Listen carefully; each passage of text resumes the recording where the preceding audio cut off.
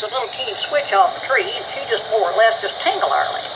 It seemed like it burned and hurt worse in one spot, and that's the way Daddy whipped us. I'm talking our dad had rhythm.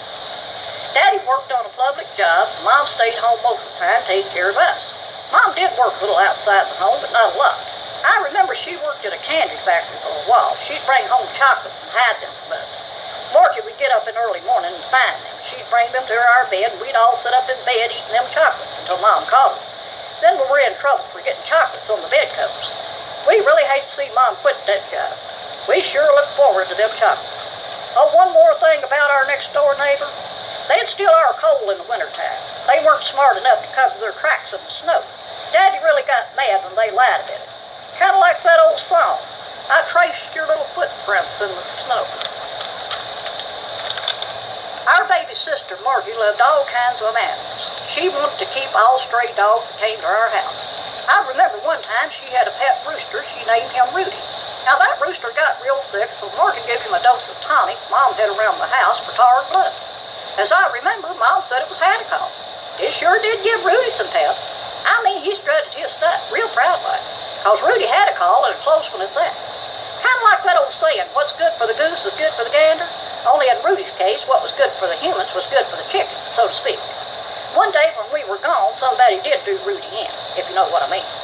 Margie cried her eyes out. The people next door did it. They didn't take the bird.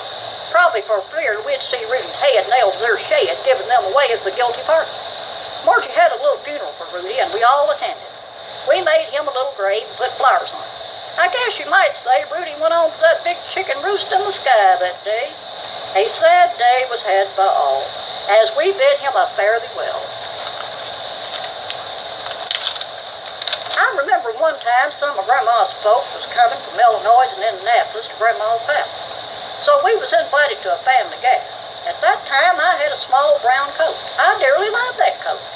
Some of the big people would get right down in my face and say things like, "Ain't you hot in that coat? Don't you want to give it to me?" And I'm a-thinking, what does big people want with a little kid's coat like mine? It won't fit them. Don't they have one of their own, for Pete's sake? What was wrong if I wanted to wear my coat in July? How could it hurt them if I was the one getting hot? But everybody tried to get my coat. I guess they liked it too. But that coat was my security blanket, and I wasn't about to give it up. I wore that little coat in all kinds of weather. Rain, sun, sleet, snow. I guess you could say I had the first all-weather coat, so to speak. But I'll tell you one thing, the neighbors didn't do us girls any favors by stealing our coal. Because when that coal pile went down, Daddy would make us pick up the tiny pieces left.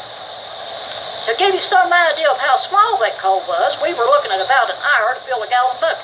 But if we just give it a little thought, all we'd had to do was to hold our hands above the open stove and let the coal drop in out from under our fingernails.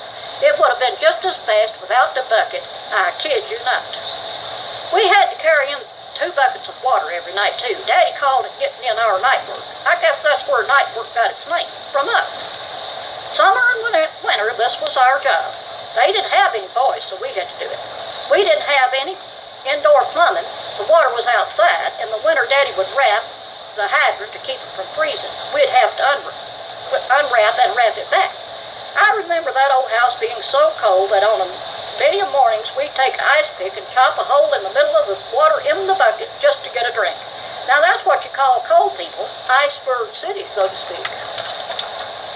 I remember one winter, close to Christmas time, Mom closed one room off so the rest of the house would be a little warmer. All we had was one old coal stove for the whole house. That Christmas we got 2 toys that I remember being the most fun toys we ever got. Shirley and I got a red wagon called Radio Flyer, and Margie got a tricycle. We took them to the room Mom had closed up. Of course, we still had to wear a coat and hat. Now I'm talking inside here, people. Shirley and I would get in that wagon, one leg in, one leg out, and we'd go around in a circle just as fast as we could go, pushing that wagon with our leg outside. It got its name right. It was a flyer. Margie would be right behind us on the track. Sometimes she'd run into us and we'd fall over, saying we'd had a wreck. That old floor was still holding up long after the wagon and trike were gone. I guess you could say we had the first hardwood floor, so to speak. I remember we got mad when we seen that wagon and tricycle, even went back to bed.